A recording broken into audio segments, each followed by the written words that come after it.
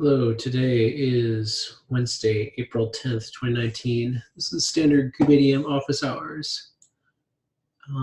Our agenda is pretty sparse, so if you have topics that you want to discuss, feel free to add them. Up first is Fabrizio, basically doing the PSA. First part is the PSA. There's a new contributor meeting we're holding for SIG cluster lifecycle, and that's going to be this Friday. George Castro has pasted details into the doc, so if folks are interested, you can go there for more information. Next up was sorry, Tim, I have one question, but because yesterday I chatted a little bit with Jorge, and it was not clear how the meeting will be managed, who will speak, what are the topics, or at least yesterday when last time I checked, maybe that afterwards something more was detailed. Yep, I added an agenda. Okay, so I will check the agenda again. So yeah, I added an agenda, so I was going to roll through the details and talk about the different sub-projects. So that's my plan to do that on Friday, and then also go through how to contribute and how things are structured. And, okay. If you need some help, let me know. Happy to help. Sure. Okay. Next one's you. Yes. So I start sharing in the meantime. So with Lubomir, I'm working to the test to preparing for kubeadm end-to-end test for upgrades. How we are proceeding is not described in any cap because it is not necessary for this kind of effort. But I would like to share with the focus in the meeting how we are going, how we are moving on, and what is the state of this effort. So I prepared a quick, very simple overview. Let me move this away. So basically, how this will work. I can go in presentation mode. I don't know. Okay. Basically, how the test Gigari for kubeadm will work. We have Pro, which is the test infra piece. And we use a feature that we will use a feature already existing in Pro that can call a bash script, and we will create this new bash script that has only one single responsibility that is to create fetch kinder from the kubeadm repo, build it, and run a command, a new command which I'm going to add to kinder, that is called kinder test workflow.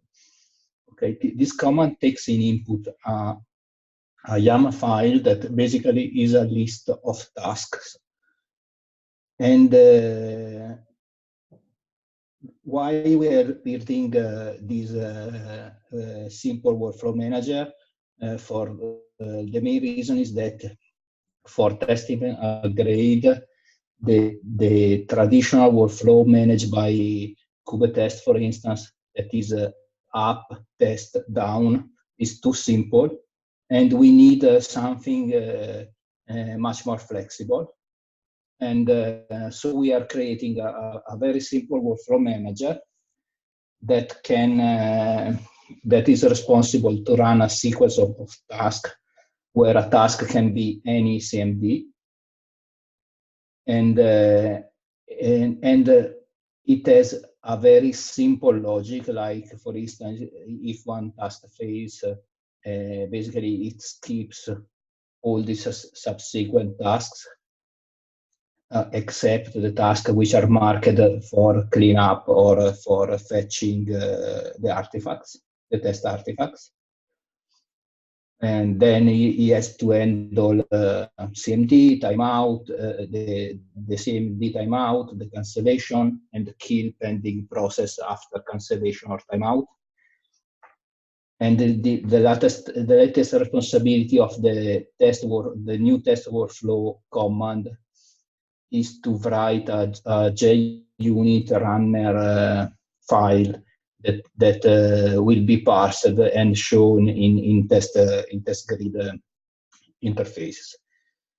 And the last bit of this puzzle is that we are implementing in Kinder a set of new commands that will be used for as a task during this workflow and reused in many workflows. And some of them are already implemented, like for instance, Kinder test end-to-end kubeadm that allows to run kubeadm end-to-end test against your cluster, or Kinder test end-to-end conformance that allows to run the Kubernetes conformance test against your cluster.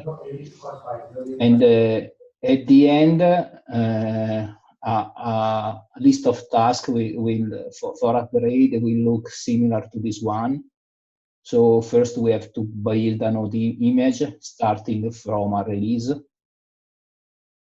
Then we have to build an image variant because we have to add upgrade binaries for the target release or for the upgrade. Then we have to initialize the cluster. Like, shouldn't the with upgrade binaries be the SHA of whatever testing? Are we, because we're going to do periodics, right? Yes, and should be a label.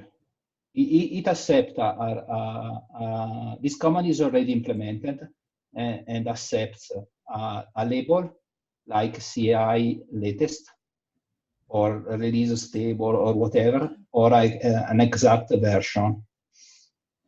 Okay, so this should be enough. A SHA is not accepted now, but it's not difficult to implement if you need it. Do you think that a label is enough? That's a very implied semantic to how test info works. It's probably fine for now. Because this command accepts also this syntax. Yeah, because that syntax would be like v114 dot blah dash whatever equals the actual version of what's being tested. Yes, yes. So it set a full version or a label that point to a version. So it should be enough, but now we are at the stage that we have the pieces, or almost all the pieces, and we are trying to put them together and see if everything's work nice. Is this going to get rid of the? Is Lubomir planning, because he's not here? I don't know if he's on vacation. I haven't chatted with him recently. I'm working with Lubomir on this, so we are discussing. We are discussing a lot how to do this, and I took the occasion today also for share with all the other, and so.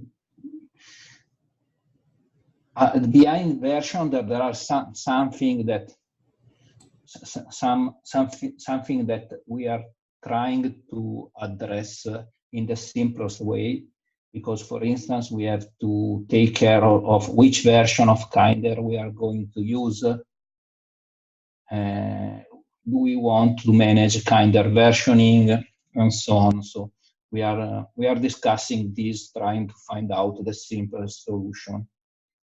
without over engineering things. So there are still some detail to be completed, and the same goes for this one. And so basically, this is it. So if people want for their daily business and daily activity start to using those command, kinder test end-to-end kubeadm, kinder test end-to-end conformance, they are already there. Conformance takes around 15 minutes on my Mac on a 2 nodes cluster. So it works. It is acceptable to execute it.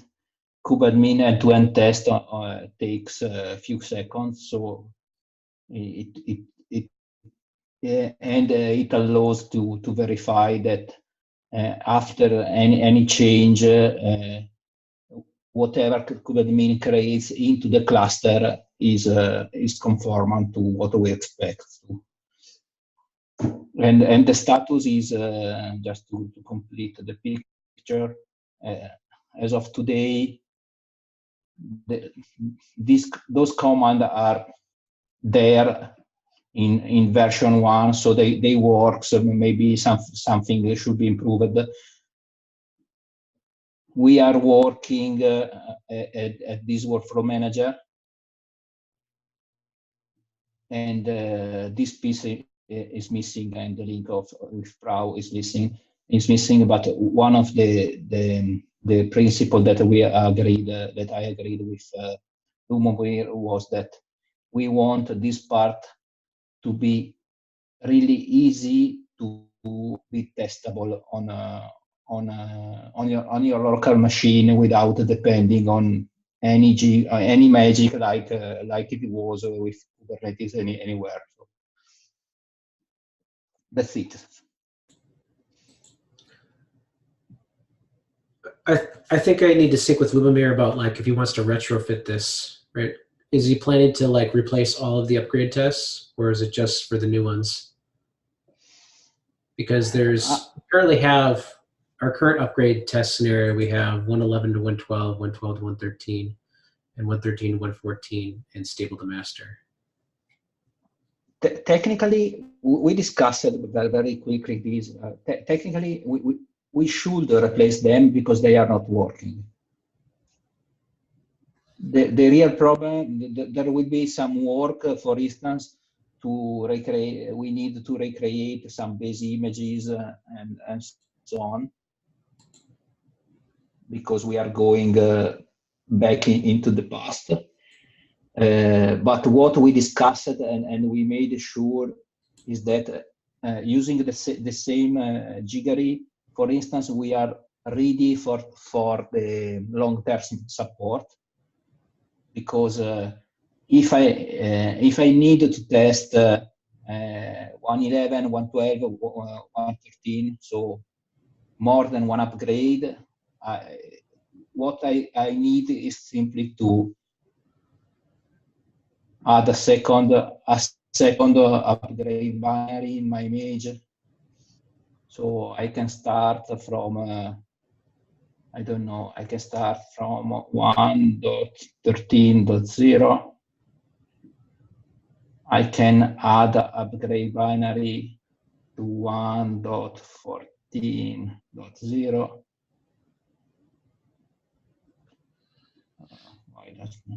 Then I can add to 1.14.15. Mm-hmm. And then I can do the first upgrade.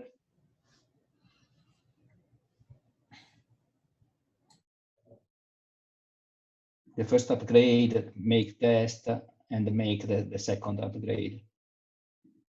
So it is pretty flexible, because you can do almost any combination of tests that you want. Maybe in future we discussed it with Lubomir, doing using one kubeadm version against one Kubernetes version. It is possible. That should work. You know, as always, try to push Ben and Kind to do things like, as long as to get the init phase and some of the other pieces over time into Kind. That's my end game too. But I don't expect that to happen all at once. I think over time, as long as we get there. Yeah, as soon as I got something working, I plan to have a session with Ben, showing him and discuss with him what we can retrofit back. Yeah. If you want to coordinate that with me, I can go to that meeting too, like doing their Kind sessions, office hours, and that way we can have a full contingent there. Yeah, yes, I agree. The plan is to have the first release of this piece in place this week, Mm-hmm. and next week work with the first full end-to-end cycle with Ubuntu.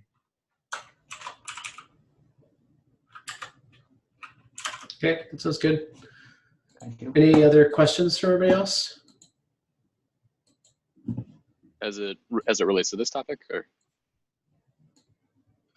This topic in particular. If you have other questions, we can do that after this, I guess. sorry. Any other questions about this? Once, twice, three times. We don't really have much more on the agenda. Are there other topics that folks want to discuss?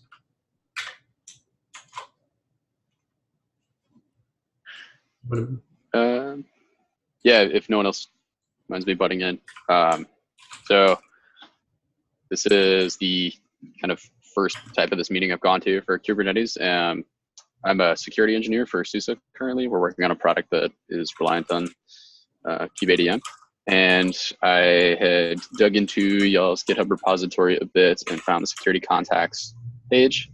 And I'm curious if there's been any sort of security assessment or upstream security kind of cadence that's been established with regards to kubeadm, so that we can kind of start stepping in kind and not duplicate work, not create blind spots for ourselves unnecessarily for areas that maybe upstream QDM people have already been working on, and kind of better glove fit a scope to the difference between where kubeadm and where ends and where what we're working on kind of keeps moving, if that makes sense.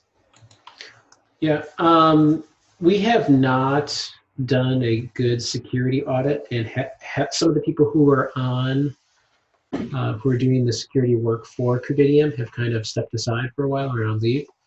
So filling that role and actually having a cadence of auditing would be a good thing, I think, in general. So I would welcome that effort. We actually have a slew of security issues that are in the backlog because of the main person who was working in that, which was Liz Frost, has not been working on it because she is currently on leave. And if we had other people who wanted to fill that gap and to help us there, I think that would be highly beneficial. Okay, great. Yeah, I'm no expert, I'm no senior, but of course I'd love to help. So, and maybe, you know, getting everyone involved and talking through these different kind of pieces of everything from you know, all the different pieces of security assessment, everything from a threat model to what's expected with regards to security work to security type features would be something I'd be very excited to be a part of if possible. Yeah, I'd also coordinate that effort with the SIG-Auth folks. They regularly do broader security assessments. And so if you haven't connected with them, I highly recommend connecting with them. I can also hit me up on Slack and we can just pull Jordan into it too as well. Okay, perfect. All right, I'll probably do that today if that's all right. That's fine.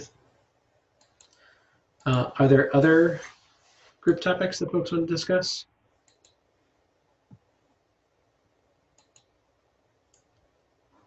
Just with regard to the security audit for kubeadm, Lucas and I were talking at the previous KubeCon. I can't remember the name of the tool right now, but it's a conformance-related scanner for Kubernetes clusters. Does anyone remember what that is? Kubebench, yes. Yeah. So a default Kubernetes cluster installation has many kubebench issues. There are some really low-hanging fruit there that we identified, at least in 113. I don't know how much was addressed in 114. I remember that a good first issue was even just with the certificates being offered by the API server, or sorry, not the certificates, the ciphers. We by default support like some insecure ciphers that are related to, you know, like legacy Internet Explorer support and things like that that really shouldn't be there.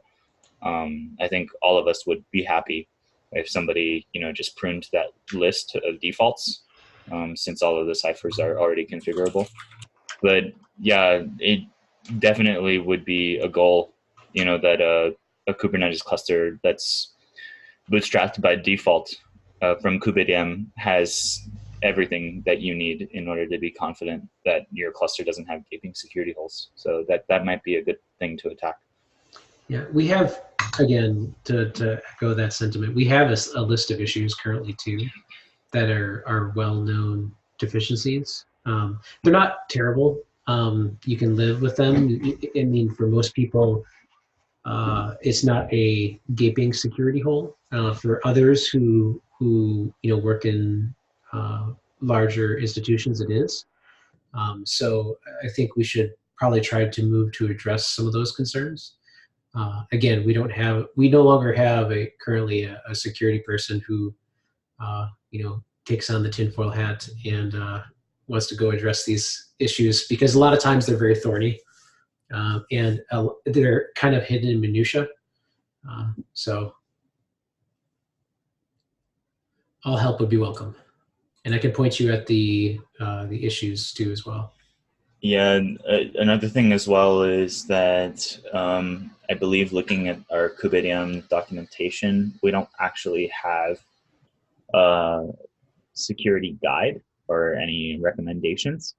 And since it's a pretty happy path installer, that might, I would, you know, put a thumb on that if it was some quality material.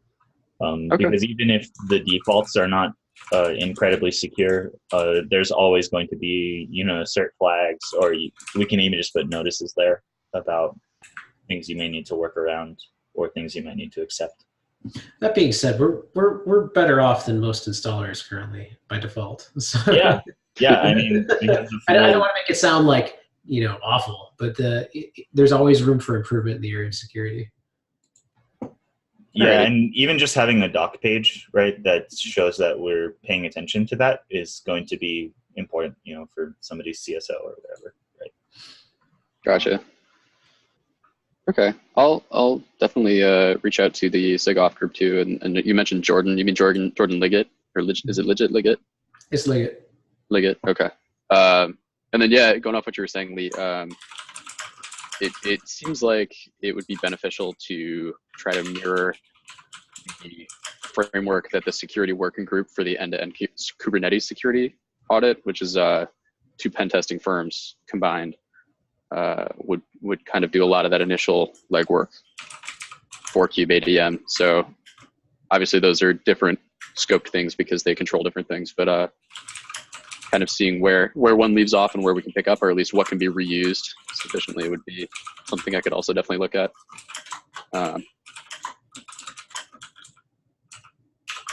Yeah, I mean, these are all areas where we're starting to push on the timeline where the CNCF wanted to be investing in things like this for project longevity, obviously. So I appreciate your resolve and interest to deal with these issues. Are there any other group topics for today?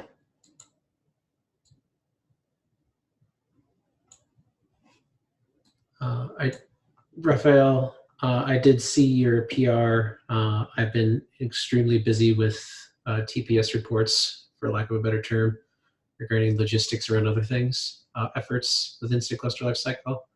So I'm going to try to rally other folks to take a look at it today. No worries, it's not yet ready. It's actually not working, so I will ask for reviews when it's ready. But I'm playing with the leader election API and all that. So yeah, I was taking a look at all the APIs and how they could work together, and if there are some changes that need doing on the leader election. But yeah. Okay.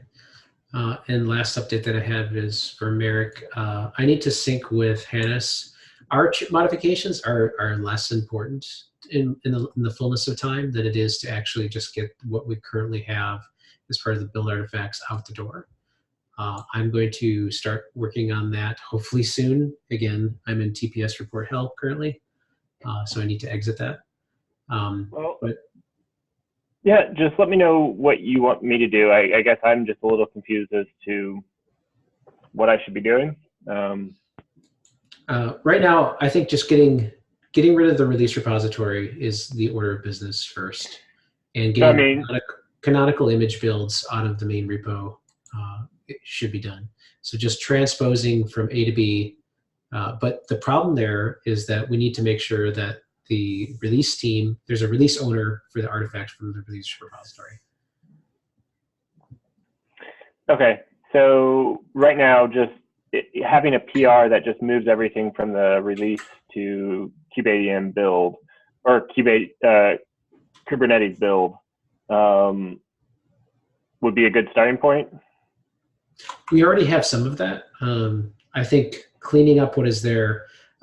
I'll take lead on that particular effort. I think right now I want to make sure that we get these pieces done and in place. But I'm starting to doing the people wrangling from the release side too as well.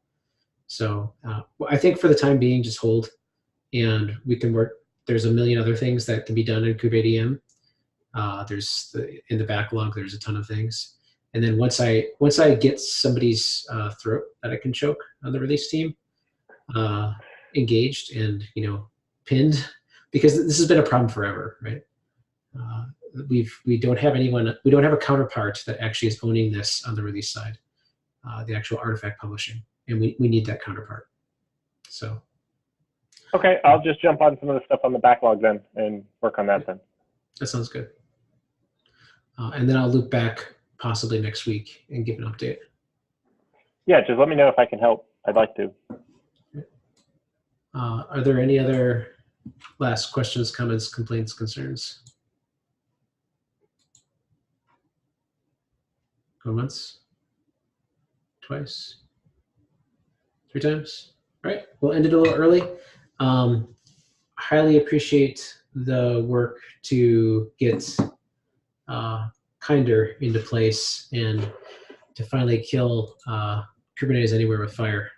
So that'll be great. Take care, everybody. Bye.